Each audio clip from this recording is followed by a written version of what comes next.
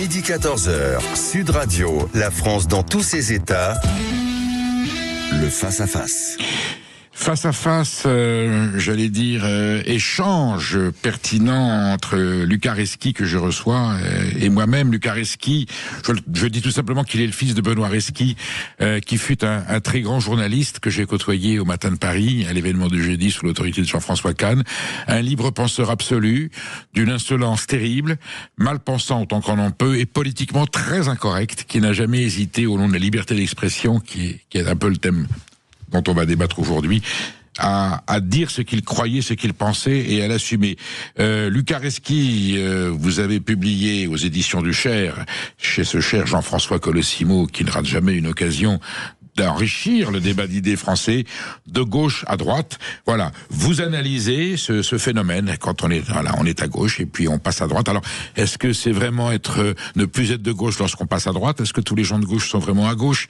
Et est-ce que tous les gens dits de droite sont vraiment de droite? Et puis en vous recevant tout à l'heure, je faisais allusion à ce grand travail de mon maître Jean-François Kahn, qui était l'incroyable, l'extraordinaire métamorphose, qui est très rare. Victor Hugo était passé, lui, de droite à gauche. Il avait commencé à la droite vraiment monarchiste, et puis il avait fini dans cette gauche presque révolutionnaire. Et Jean-François Kahn disait, ce parcours-là est très rare. La logique, c'est plutôt que, avec l'âge, l'expérience, le sens du réel, on passe de l'idéalisme de gauche au réalisme de droite. D'abord, est-ce que vous êtes passé d'un côté à l'autre? Est-ce que vous estimez que vous avez fait une évolution idéologique qui permettrait de dire que vous n'êtes plus ce que vous étiez il y a 10 ans et ce que vous êtes aujourd'hui? C'est plutôt les autres qui pensent que j'ai eu une évolution idéologique. Voilà. C'est-à-dire que moi, j'ai pas le sentiment d'avoir beaucoup changé, notamment dans mes réflexions les plus essentielles, les plus fondatrices sur la gauche. En revanche, c'est vrai que on m'accuse beaucoup de ça. On a beaucoup accusé mon père. C'est de là d'où vient la réflexion. Quand il est mort, j'ai voulu savoir de quoi j'héritais et de quoi lui avait hérité, dans un sens. On sent bien que votre livre, c'est une plaidoirie à la mémoire de Benoît Reski. Absolument. Il se défendait très bien, hein. Oui. Et puis il avait aucun scrupule, il avait rien à prouver. Sa vie prouvait qu'il était insoupçonnable d'une dérive, j'allais dire, nauséabonde. Il n'était pas passé du côté noir de la force, non, pour utiliser. Mais là, vous, en tant que fils, vous avez envie de prolonger ce témoignage et de dire, arrêtons peut-être de caricaturer les choses, l'histoire. Oui, c'est-à-dire que c'est pas pour le réhabiliter, parce que comme vous dites, il se défendait très bien et il en avait pas besoin. C'est plus sur une idée de ce que justement lui m'a transmis et de ce que je juge qu'il m'a transmis par rapport à l'idée de la gauche, celle qui est justement tant remise en question, lui était remis en question, moi je suis remis en question par des gens de ma génération, et j'ai voulu justement m'intéresser plus au passage de gauche à droite, parce que lui justement ne disait qu'il n'était pas passé de gauche à droite, c'est à l'accusation. Tu es passé à droite. La laïcité, c'est devenu de droite. Voilà. Tel concept est devenu de droite. La République, la patrie, la nation. Même les fondements les plus essentiels de la gauche, c'est-à-dire que même le social, pour certains, c'est devenu de droite, c'est devenu dérisoire, c'est devenu secondaire. Tout ce qu'on a abandonné au Front National, et qui aujourd'hui fait que ce parti est en train de ramasser des scores parce que les gens s'y retrouvent sur des valeurs qui étaient autrefois de gauche. C'est un vrai dilemme, c'est une tragédie même politiquement. C'est une tragédie, et en plus de ça, c'est surtout que la gauche a abandonné le social au profit du sociétal. Ah oui. C'est-à-dire que les jeunes, parce que dans le cadre de mon livre, j'ai voulu discuter avec ces jeunes que je connais par cœur, parce que c'est mes amis, j'ai grandi avec eux. Alors je précise, chapitre 7, et ensuite il y a les questions et les réponses. Vous les avez compilées dans un lexique à la fin. Absolument. Les réponses des jeunes proches de la France insoumise sur ce qui est de gauche, pas de gauche, les définitions qu'ils donnent. Il y a des réponses auxquelles on pourrait presque adhérer, et d'autres qui font froid dans le dos. Oui, parce que c'est-à-dire que je pars du principe que tout n'est pas à jeter, parce que c'est-à-dire que moi, quand j'ai commencé à entendre parler de ce qu'on appelle le wokisme, l'ultra-gauche, ça a différents noms, mais on sait tous ce que ça signifie. Moi, je veux dire, ça remonte il y a très longtemps, j'étais très jeune, et au début, non seulement j'avais rien contre, mais je trouvais qu'il y avait certaines réflexions qui étaient larges et qui étaient intéressantes. Au fil du temps, c'est devenu ce que j'appelle un effet d'entonnoir, c'est-à-dire qu'avant, il y avait une idée d'une lutte large et universaliste d'ailleurs, et au fil du temps, ça s'est resserré vers quelque chose de très précis, très niche, avec une obsession du micro-préjudice, on a dit de la micro-agression, et dans cet effet d'entonnoir, il y a énormément de choses qui se sont perdues en cours de route. Et moi, j'analyse cela. C'est pour ça que voilà, d'abord, j'ai voulu interviewer ces jeunes parce que, comme je vous le dis, je suis plus trop en contact avec eux depuis un moment. Parce que vous avez quel âge, Lucas Reski? Moi, j'ai 29 ans. 29 ans. J'ai 29 ans. Alors, je suis un peu à la fin de la génération Z. Ah, vous êtes encore dans la jeunesse. Voilà. Vous êtes pas encore trentenaire. Vous le serez l'année prochaine. Vous êtes vingtenaire, si l'expression n'explique pas. Voilà, on va dire ça. Enfin, vous êtes jeune avec déjà beaucoup d'expérience et puis des convictions assez fortes. Oui, pour le coup, que je pense avoir hérité de mon père, de ma mère, et comme je le répète, non seulement elles n'ont pas changé, mais j'ai surtout le sentiment que c'est pour les autres qu'elles ont changé. Parlez de votre maman. Oui, elle a aussi participé à votre culture politique, à votre prise de conscience sur ces enjeux-là. Oui, d'une manière différente que mon père, mais elle y a participé. Parce que c'est-à-dire que mon père, il y avait beaucoup l'héritage du communisme quand même. Parce bien sûr. Mon père, il était très attaché à la couleur communiste, aux chansons communistes, Il a été un vrai marxiste au sens littéral du terme. Oui. Il croyait. Voilà. Alors, ensuite, il a évolué. Alors, mais il était attaché, mais quand même détaché de l'idéologie. C'est-à-dire que mon père, il avait quand même fait sa cure de désintox du communisme. Il avait vécu une époque où on pouvait l'être, à l'époque où il fallait l'être. D'ailleurs, sans ça, il y a aussi cette période où si on n'était pas au Parti communiste, on était forcément à droite. On était ringard ou réac. Voilà. Non, mais il a tout connu, il a tout décrypté, il s'en est jamais caché. Aujourd'hui, c'est un peu le contraire. C'est-à-dire le contraire aujourd'hui, c'est lorsqu'on évolue vers, j'allais dire peut-être le sens de la raison, le sens du réel, on est tout de suite soupçonné de déviationnisme. Alors pas déviationnisme bourgeois, mais presque déviationnisme réactionnaire. Alors ce qui est pire, c'est que c'est même pas quand on change d'avis ou quand on a un avis, parce qu'on peut être en désaccord avec quelqu'un et ça peut absolument exaspérer la personne qui juge qu'on a changé de camp. Moi, ce que je trouve plus grave et plus inquiétant et qui est vraiment très présent dans ma génération, c'est que c'est même plus le désaccord qui pose problème, c'est le fait de poser une question, le fait de s'interroger, de douter, et ça paraît tout de suite suspect. C'est-à-dire que le simple fait de questionner le camp ou de juste s'en éloigner un peu, c'est tout de suite vécu comme une trahison. Et ça, pour le coup, mon père, il l'a vite payé, parce que lui, justement, il avait une sorte. Vous parlez de maturité. Moi, pour moi, quitter l'enfance politique, c'est pas forcément renoncer à ses idéaux, aussi enfantins soient-ils, c'est surtout gagner en lucidité sur ses idéaux et sur son camp. Être capable de le critiquer, être capable de s'interroger. Je vois qu'avec l'actualité récente, je vois qu'il n'y a pas du tout cette capacité à s'interroger, bien au contraire. Qu'est-ce que vous inspire d'ailleurs la tragédie qu'on vient de vivre? Alors des groupes extrêmes, extrême droite, extrême gauche. Alors, on dit le mot fascisme ici, le fascisme tue pas, la police tue.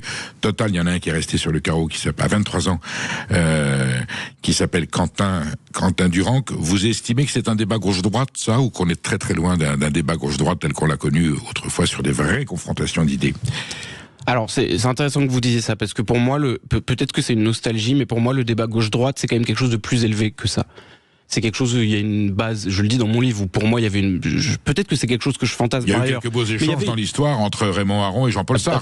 Absolument, et Camus et Mauriac, on était. Absolument. Et tout simplement, ce que je décris, c'est que voilà, quand j'étais jeune, comme vous le dites, mon père était journaliste, il recevait beaucoup de gens à la maison, plein de gens qui n'étaient pas d'accord.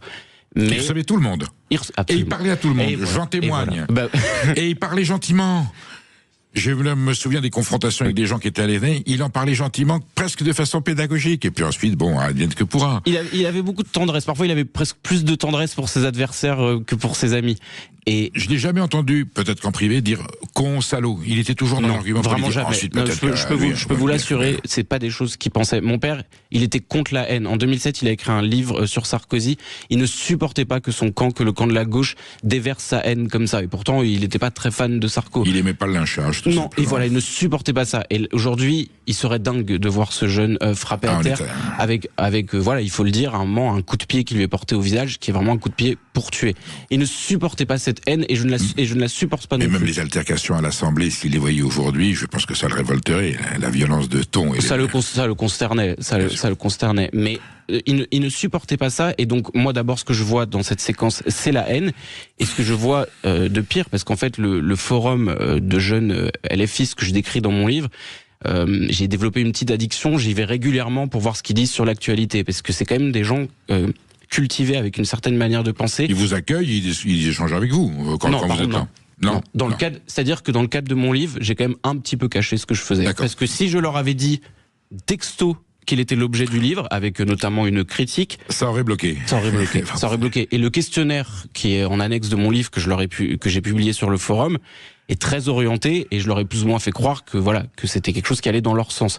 Si j'avais voulu discuter avec eux, ça aurait été impossible. J'ai vu des gens se faire bannir en direct sur le forum. Bien sûr. Donc, mais moi, ce que je voulais juste dire sur Quentin, c'est cette indifférence ou parfois une forme de jubilation. C'est-à-dire que tout à l'heure, je voyais un article du Monde qui rappelait voilà, qui était Quentin, quelle était son identité, et notamment dans quel camp il était, parce que ça, c'est une vérité. Et je vois dans les commentaires des gens qui jubilent presque, qui disent « Ah, bah c'est bon, il était d'extrême droite. » Un de moins. Presque. Je suis avec Lucas Reski, auteur de gauche à droite, un décryptage de ce mouvement de la pensée, cette évolution idéologique qu'on peut avoir publié aux éditions du Cerf. Vous nous appelez parce que je suis persuadé, auditeur de Sud Radio, est-ce que vous avez été de gauche, est-ce que vous êtes passé à droite, est-ce que vous avez été de droite, vous êtes revenu à gauche? Qu'est-ce que pour vous l'extrême gauche? Qu'est-ce que l'extrême droite? Est-ce que vous avez rencontré le fascisme? Est-ce que vous avez rencontré le troxisme? Enfin, toutes les questions qu'on se pose aujourd'hui et qui prennent aujourd'hui des proportions politiques, voire des situations tragiques. On attend votre appel au 0826 300 300. Emmanuel Galassos se fera un plaisir de nous les transmettre, et je sais que Lucas Reski aura la bonne réponse judicieuse et pertinente à vous apporter. À tout de suite. Sud Radio. Sud Radio. Parlons vrai. Parlons vrai. Sud Radio. Parlons vrai. Midi 14h, Sud Radio, la France dans tous ses états, Perico Légas. Je reçois Lucas Reski, auteur de gauche à droite aux éditions du Cerf. C'est un vrai traité politique. Alors ça tombe pile poil avec l'actualité, non seulement l'actualité tragique que nous vivons avec cet assassinat, cette mort on verra si c'est un assassinat. Faut pas préjuger avant que les tribunaux aient décidé de Quentin Duranc. Et puis surtout le débat qui, on peut le dire, Lucas Reski, qui empoisonne la vie politique française, ces anathèmes, ces opprobles que l'on jette, y compris dans le camp de gauche. Alors oui, le Parti socialiste, la social-démocratie a beaucoup évolué par rapport à ce qu'elle pouvait être sous Léon Blum ou sous Jean Jaurès ou même sous Manuel France. Et puis aujourd'hui, on est dans une confrontation idéologique assez violente entre le camp des convictions que vous représentez ici et celui des certitudes, où on n'écoute rien d'autre que ce en quoi on croit. Dans votre premier chapitre, clarification lexicale, vous parlez de votre génération. Elle dit quoi, votre génération, dans le positionnement de gauche? Vous êtes né dans quelle gauche, votre génération?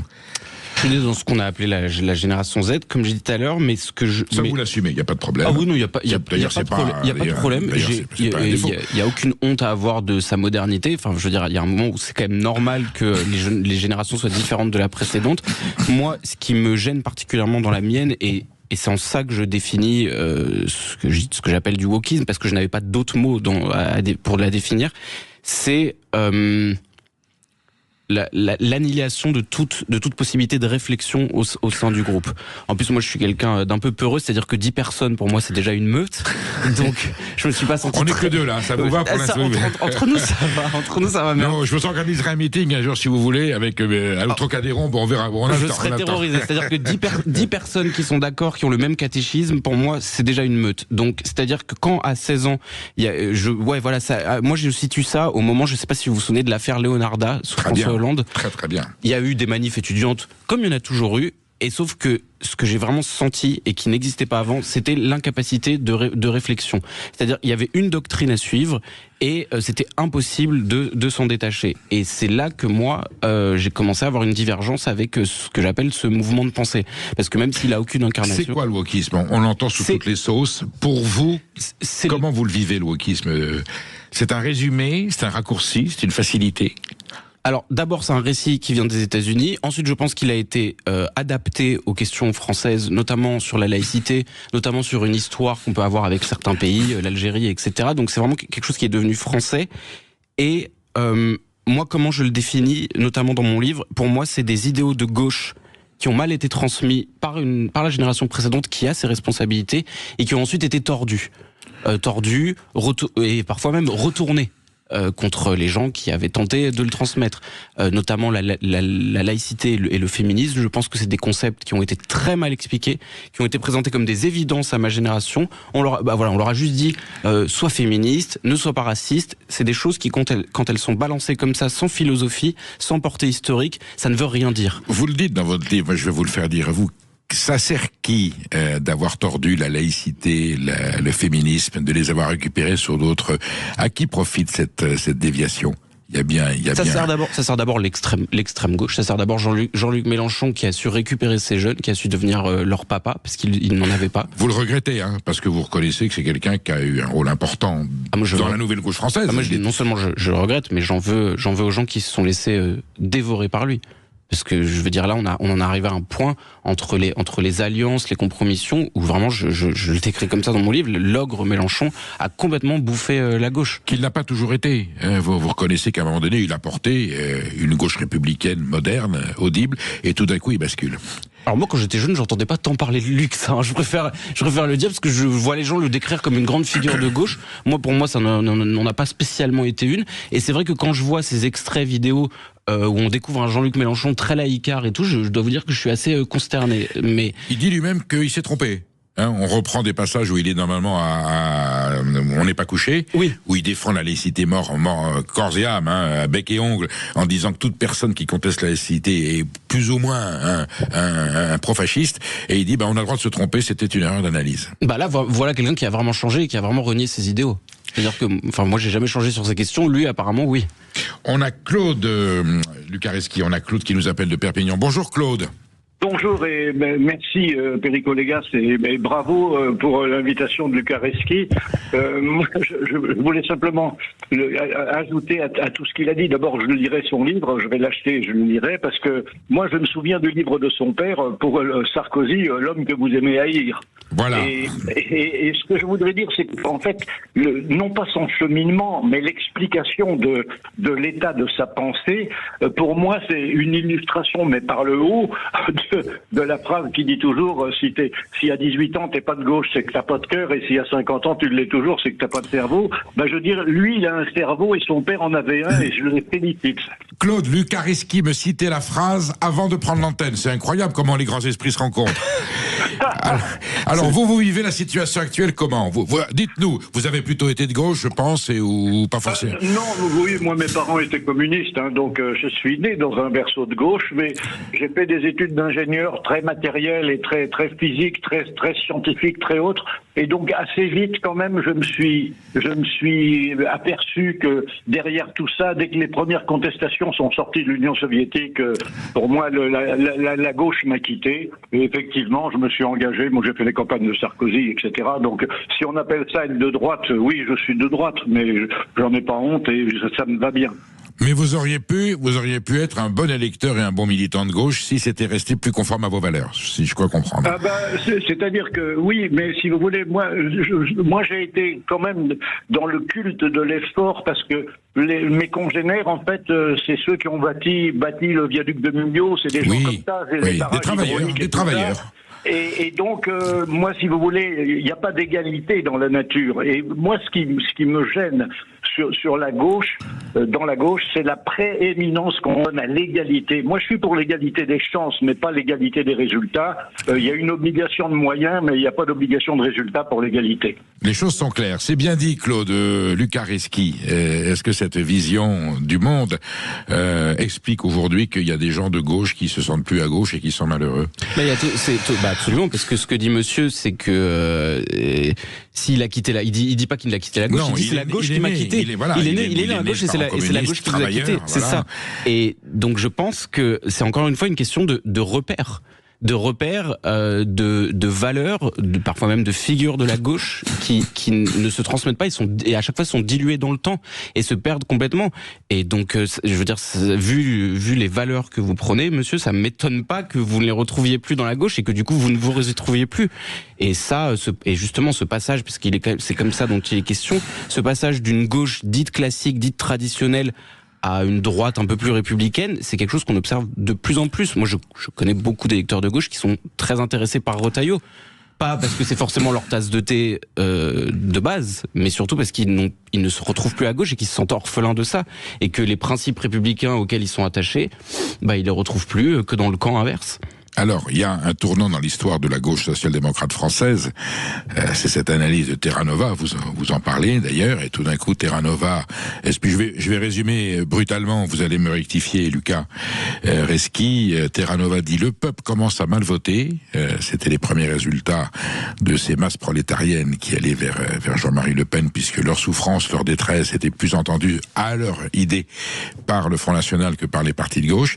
Et donc, comme on va remplacer le peuple par un autre peuple, et donc il faut aller sur d'autres paramètres, peut-être l'immigration, le féminisme, avec une variante incroyable qui est presque l'animalisme, c'est-à-dire que le nouveau prolétariat, c'est la cause animale. Le peuple français vote mal, il est fascisé quelque part, il est en l'égarement total, et les valeurs de gauche doivent être défendues définitivement sur des bases sociétales. Ça, c'est un accident de l'histoire qui est prégnant pour vous, non ? C'est plus qu'un accident, c'est vraiment...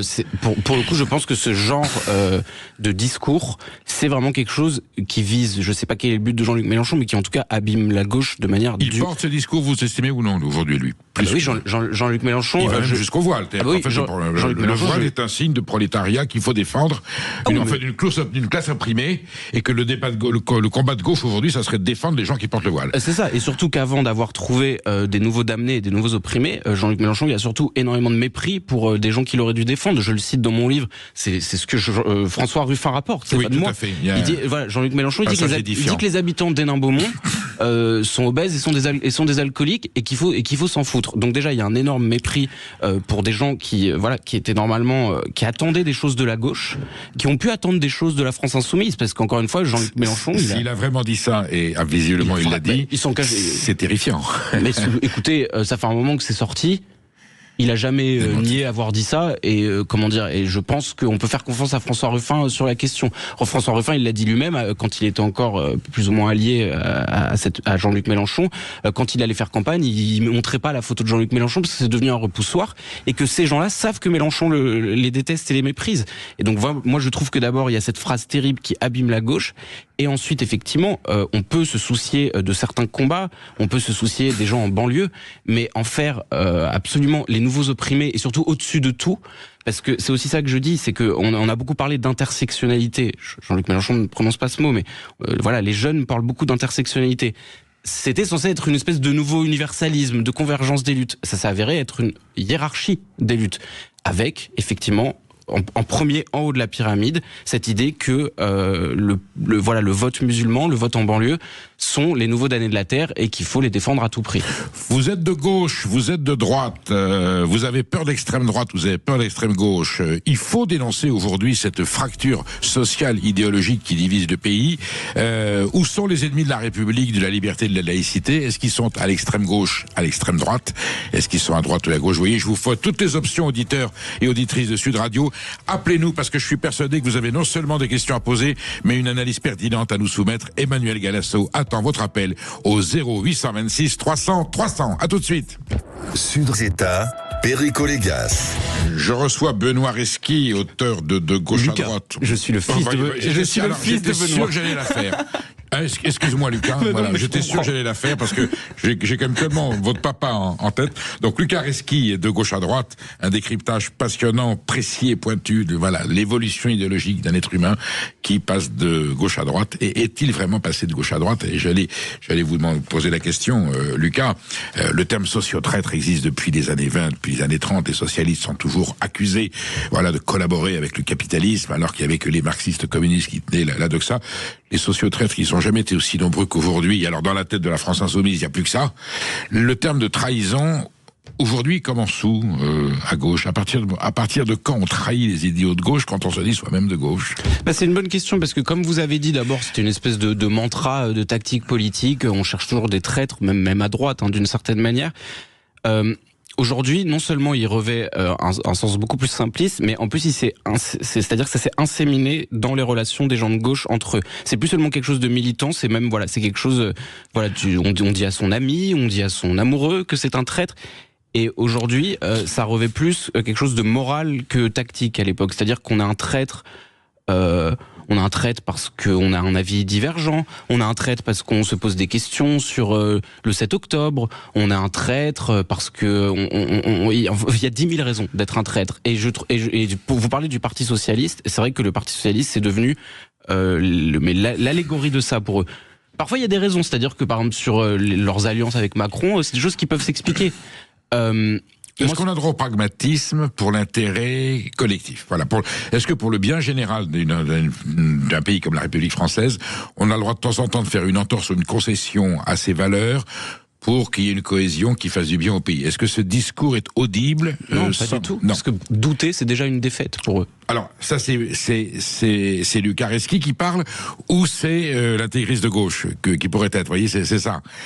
Quand je vous dis ça, vous êtes d'accord avec cette idée qu'on peut, à un moment donné, par pragmatisme politique, faire une concession je pense dans que un consensus, évident, sans trahir, et vous me dites, pour les gens de gauche, non, dès qu'on commence à envisager cette idée, la trahison a déjà commencé. Moi, je pense qu'il faut cette lucidité, avant de pouvoir discuter, éventuellement critiquer les autres camps, il faut d'abord la lucidité sur soi-même. Sans perdre son âme pour autant, parce qu'on peut aller très loin aussi dans cette évolution, et François Hollande, il est quand même allé très très très loin, il reste plus beaucoup de gauche. Oui, mais oui. Mais je trouve pas que ça justifie le terme de traître. Vous savez que c'est quand même un mot fort. C'est les promesses brisées, etc. Je trouve ça très fort. Mais mais d'ailleurs, si les jeunes dont je parle avaient des propos plus mesurés sur Hollande, j'y trouverais aucun problème. Dire que c'est un traître et que Hollande est d'extrême droite, ça me paraît largement exagéré, et ça montre encore qu'il n'y a aucun repère. Moi, puisque vous citez le Parti Socialiste, ça m'a quand même marqué l'été dernier aux universités d'été de LFI, les Amphis, lors d'un débat entre Manuel Bompard et Charles Consigny. Il y a un moment le PS qui est mentionné, et toute l'Assemblée, les jeunes crient en chœur tout le monde déteste le PS, avec la même force et la même musique qu'on chantait tout le monde déteste, la jeunesse emmerde le Front National, fut un temps. Donc le Parti Socialiste a vraiment cristallisé cette idée du socio-traître. Pourquoi? D'abord parce que en 2017, c'était un peu la première fois que des gens de ma génération pouvaient voter. Il y avait une grande excitation, et je sais que ça revient beaucoup dans le livre, les gens en veulent à la génération qui avait déjà élu Hollande d'avoir en plus élu Emmanuel Macron. C'est-à-dire que pour eux, il y a une continuité. Et cette continuité, elle représente la gauche qui dise bourgeoise, la gauche qui s'est trompée, la gauche ringarde, et effectivement la gauche qui a trahi en s'alliant avec le pouvoir, la gauche qui a trahi sur les questions de féminisme, la gauche qui a trahi selon eux en étant soutien d'Israël, etc. Ça, c'est le discours que vous mettez, enfin, qui est celui de la gauche, dont vous ne partagez pas les valeurs. Non, absolument pas. Sauf que, Lucas, qu'est-ce qui s'est passé? Vous êtes un homme de gauche. Votre sensibilité, elle serait plutôt sur un petit peu anarcho-libertaire, non? J'allais dire une vraie gauche à la Michel Onfray. Hein?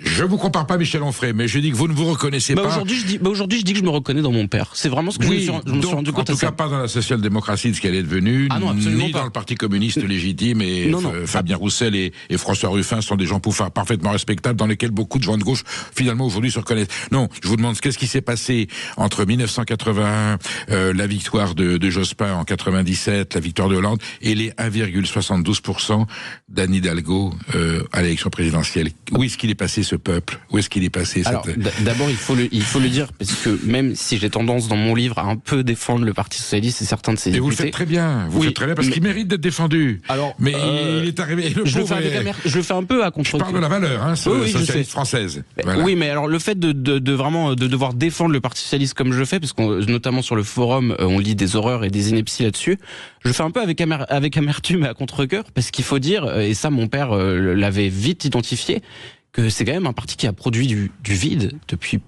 plus de 20... Enfin, en tout cas, moi, depuis que je suis né, depuis que je suis enfant, c'est un parti qui n'a produit que du vide. Et je veux dire, vous avez cité Hidalgo, les derniers candidats... C'est un extrême, Hidalgo. T'es très, très loin dans le vide, là. On est au-dessous du niveau du vide. Oui, ça a été on est des grands leaders. Ça a été la candidate du Parti Socialiste. Oui. Et le précédent, c'était Benoît Hamon. Oui. Et d'ailleurs, il y a eu qu'à voir le résultat, c'est que tous les électeurs de gauche du Parti Socialiste, ils n'ont pas voté pour Benoît Hamon premier tour, ils ont voté pour Macron. Oui. Macron, il s'est fait élire par la gauche socialiste. Tout à fait. Et ça, d'ailleurs, c'est un reproche qu'on peut lui faire. Il a même dit qu'il leur était redevable, vous vous souvenez? Oui, et il leur a pas donné grand-chose. Il leur a pas donné grand-chose. Il va le payer. Il le paye. Voilà, il le paye et lui s'en est bien sorti. Mais ce qui s'est passé, je veux dire, j'ai pas toutes les clés, mais ce que moi, au moins, je vois et que je sens depuis vraiment que je suis gamin, c'est un vide de la gauche. Et donc, c'est pas pour rien que Mélenchon a réussi à combler ce vide. C'est bien parce qu'il y en avait un. Et vous le dites parfois dans mon annexe, dans les jeunes, ce qu'ils disent, les critiques qu'ils font sur la gauche. Mais ils ont raison aussi parfois. C'est vrai que c'est une gauche qui a produit du vide, qui n'a pas abandonné le social dans son discours, mais qui politiquement l'a abandonné aussi. Je veux dire, les gens qui ont envoyé les ouvriers vers le RN, c'est aussi le Parti socialiste. Ça, vous dites que c'est un constat précis. Oui. On a jeté dans les bras du Rassemblement national, du Le Penisme, une partie de la gauche prolétarienne qui ne se reconnaissait plus dans le discours de la gauche. Absolument. Et qui se semblait être entendue par le discours de Le Pen le soir du premier tour de 2002, quand il dit vous, les petits, les sans grade, les exclus. Eh ben, le peuple de gauche se reconnaît dans ce discours-là. Et pas dans celui de Jospin. C'est ça. Oui, absolument. Mon programme n'est pas socialiste. L'État ne peut pas tout. Oui, mais ça c'était en plus typiquement mon père, c'est ce qu'il disait, il le disait sans mépris, il disait avec beaucoup de tendresse. Il a eu le souci jusqu'au dernier instant de sa vie de ce qu'il appelait les petites gens, les gens de peu. Et ça, lui, ne le retrouvait plus à gauche depuis bien longtemps, depuis plus de 20 ans. Et pourtant Mélenchon les insulte, et les électeurs d'Alain Beaumont, obèses, alcooliques. On courait presque le slogan, vous savez, dans le match où on est marqué Jean du Nord, pédophile, alcoolique, consanguin. C'est presque sur cette dialectique-là. Or, il parle du peuple français, et quelque part de son peuple à lui. C'est-à-dire qu'il a théorisé, vous parlez du rapport Terranova. Moi, il y a quelque chose qui m'a encore plus marqué que le rapport Terranova. Il me semble que c'est aux élections de 2017, il manque 300 000 voix à Jean-Luc Mélenchon pour aller au second tour. Oui. Et il y a Éric Coquerel qui, face caméra, et aujourd'hui, je veux dire, personne ne nie cette phrase, il y a Éric Coquerel qui dit « Il nous manque 300 000 voix, c'est le vote musulman en banlieue ». Pourquoi pas de théoriser ça? Mais, comme je l'ai dit tout à l'heure, ça a été au détriment, justement, de ces gens, d'Hénin Beaumont. Parce que, pour justement plaire, parce qu'il y a beaucoup de fantasmes sur ce vote musulman en banlieue, pour soi-disant plaire à ce vote musulman, ils ont décidé qu'il fallait humilier les autres. Vous iriez, Lukareski, jusqu'à dire qu'il prône un remplacement idéologique? On va remplacer la partie du peuple qui vote mal par une partie du peuple qui voterait bien? On incite à ce remplacement? Pas un remplacement, mais à une... Superposition? En tout cas, il y a la volonté de les exclure et d'en faire des moins que rien. Comme vous dites, quand on dit ils votent mal, qu'est-ce que ça veut dire? Ils votent mal parce qu'ils votent pas Mélenchon. Il y a une volonté d'en faire des moins que rien. Ils ont peur du voile. C'est un des éléments. Ils ont peur du voile, de ce que ça peut représenter. Aujourd'hui, ils sont racistes. Cet arrêt de la continuité. Voilà, cet arrêt de la continuité. Et la France insoumise, qui est aujourd'hui la grande force de gauche, dit le voile est tout à fait légitime et la laïcité est une réflexion islamophobe.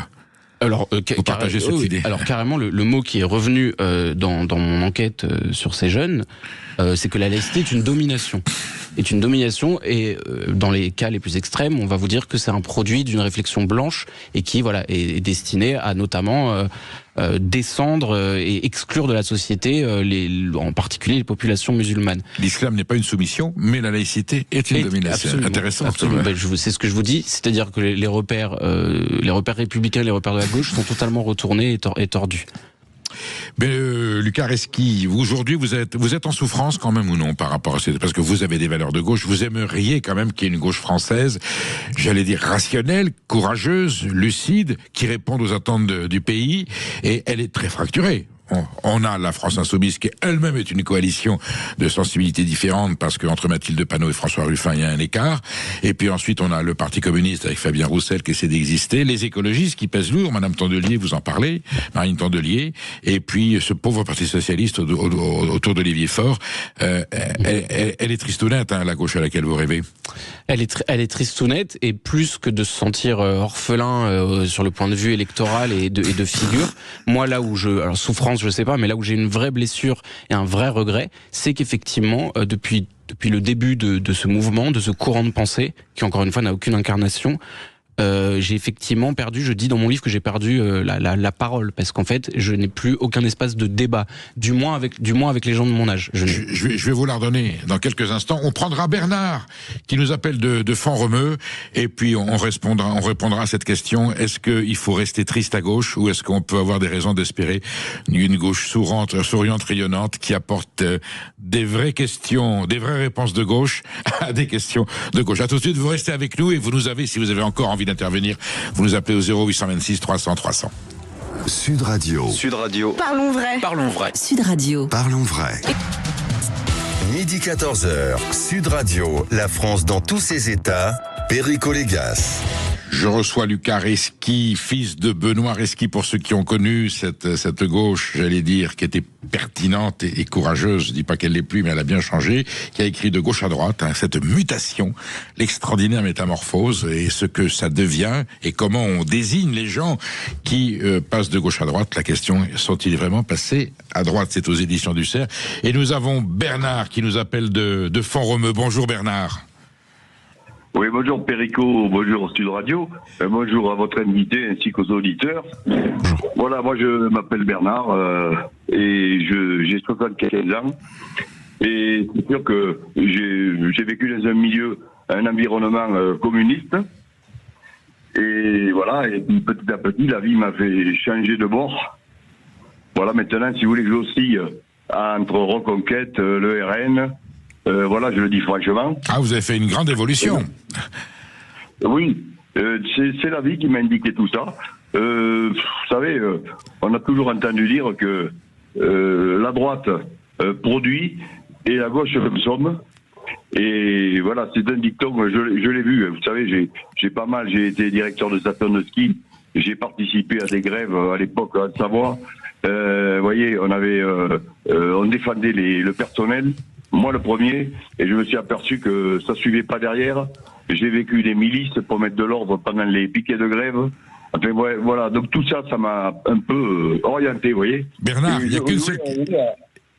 Oui. Écoutez, il n'y a qu'une seule question qui compte. Est-ce que vous avez la sensation d'avoir perdu ou renoncé à vos valeurs? Et non, ma valeur, c'est, voilà, on vient dans un groupe, on s'intègre, qui que ce soit.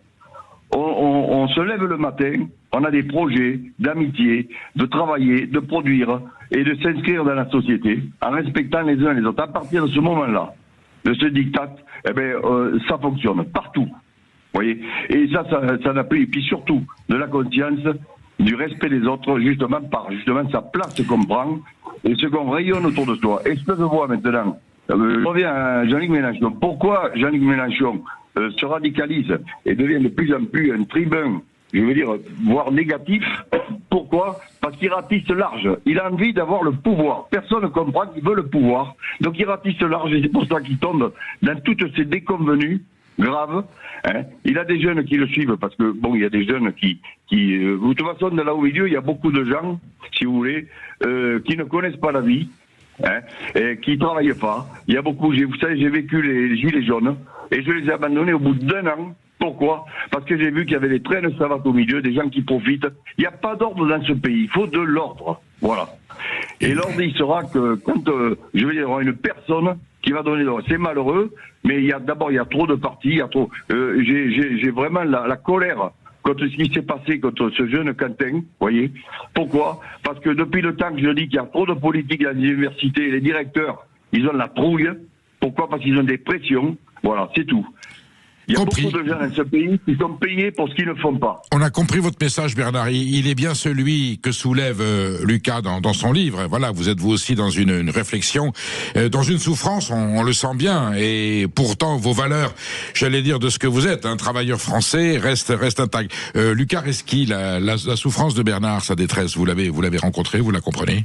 Alors oui, je la comprends totalement. Ce que j'ai tendance à dire, en fait, c'est que je comprends la colère des gens, même si parfois je comprends un peu moins la rage. Je me permets de dire la rage parce que je comprends que monsieur ait voulu changer de bord parce qu'il a pu retrouver ses idéaux au sein de son propre camp.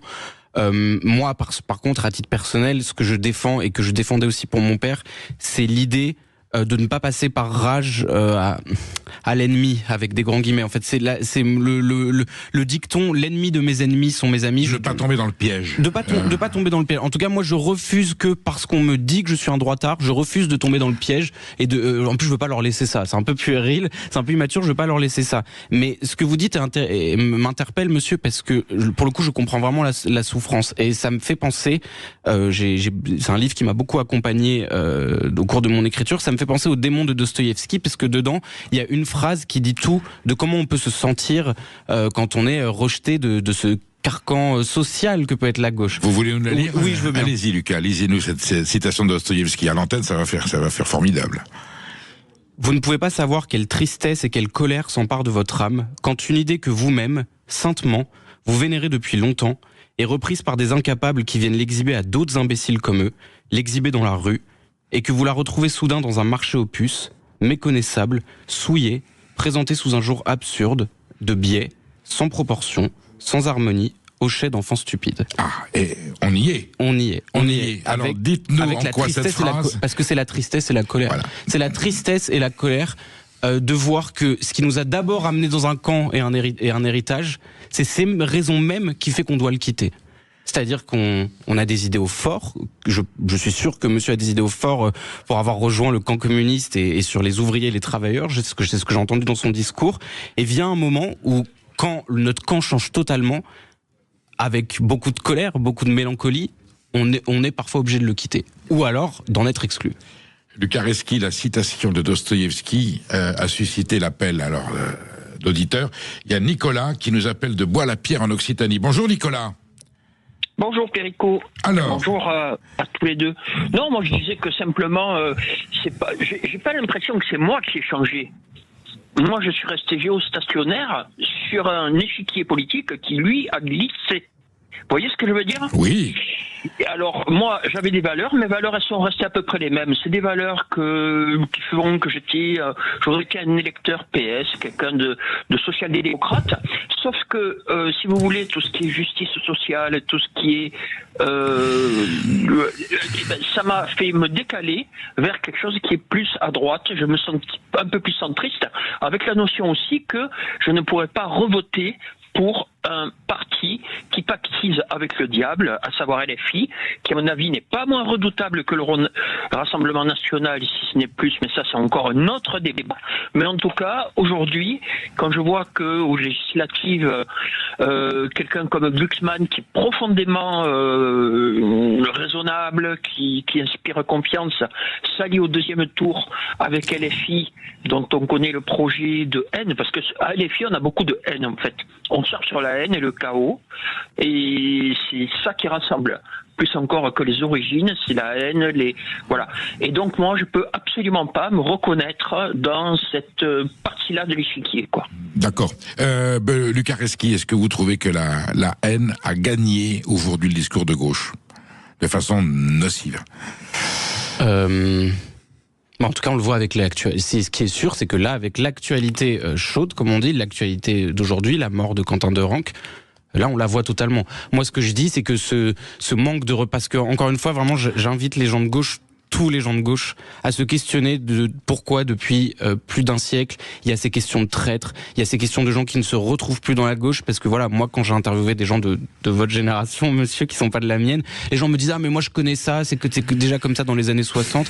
Il faut se demander pourquoi c'était déjà comme ça dans les années... On est dans la détestation, dans la dénonciation, dans l'excommunication. Dans l'excommunication, voilà. Le dénigrement de l'autre. Voilà. Et pourquoi, c'est ce que je vous disais, Perico Légas, pendant la pause, pourquoi, quand on regarde des débats des années 68, des années 80, avec Bernard Tapie, avec Pascal Bruckner, avec Alain Finkielkraut. Sur l'apostrophe très célèbre, bien sûr. Pourquoi ce sont les mêmes mots ? Pourquoi ce sont les mêmes débats qui reviennent ? Voilà, vous regardez les débats sur le communisme à cette époque, sur les gens qui ne voulaient pas écouter Solzhenitsyn, c'est les mêmes personnes qui aujourd'hui ne veulent pas reconnaître que le Hamas est un mouvement terroriste. C'est un aveuglement. Et donc d'abord, il faut se demander pourquoi c'est comme ça depuis toujours. Donc le 7 octobre, une véritable tragédie, une fracture de plus dans le débat à gauche. Oui, celle-là, c'est ce que j'allais dire en fait, c'est que ce genre de crise qui concerne tout le monde, mais qui là concerne un peu plus particulièrement la gauche, c'est dans ce genre de crise qu'on voit que la jeunesse de gauche, les enfants de gauche ont été, entre guillemets, mal éduqués, c'est-à-dire que leurs parents, au sens large, n'ont pas su leur transmettre leurs idéaux, leurs valeurs, et le résultat, c'est que dans des crises aussi terribles que celle du 7 octobre, ou que là, la mort de Quentin Derenc, on se rend compte que ces repères ont totalement sauté, et que même ils peuvent être retournés contre son propre camp. Donc on peut être comme Benoît Reski, comme Lukareski, juif de gauche avec des valeurs de gauche, et on se fait traiter de complice de génocide, parce qu'on estime que le 7 octobre, il s'est passé quelque chose d'épouvantable, même si ça ne retire rien au fait que Gaza aussi, il y a une tragédie. Absolument. De complice de génocide pour le 7 octobre.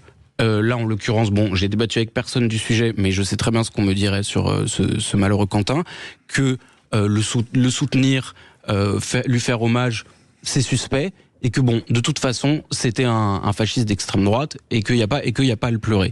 Et vraiment, j'insiste sur le sujet, ces crises-là qui concernent la gauche, c'est là qu'on voit qu'il n'y a plus de dialogue possible, parce que voilà, j'entendais hier même Sandrine Rousseau et tout, je veux dire, c'est des gens qui je veux dire, je suis sûr qu'ils sont intelligents, qu'ils ont des valeurs, et ils continuent de vouloir s'allier avec Mélenchon, ils continuent de vouloir le défendre même dans les pires crises, alors qu'on voit justement dans ces pires crises que oui, il y a des gauches qui ne s'entendent plus, et que notamment il y a une génération qui n'arrive plus à parler à ses parents, qui veut les manger, et qui veut absolument, comme on a voulu déboulonner les statuts, déboulonner tous les principes qui étaient chers à la gauche. On assiste à une forme de goulag de gauche. Lukareski, vous reviendrez en parler, parce que je suis sûr qu'il y aura un tome 2, parce que l'histoire n'est pas finie. Merci d'avoir été sur Sud Radio.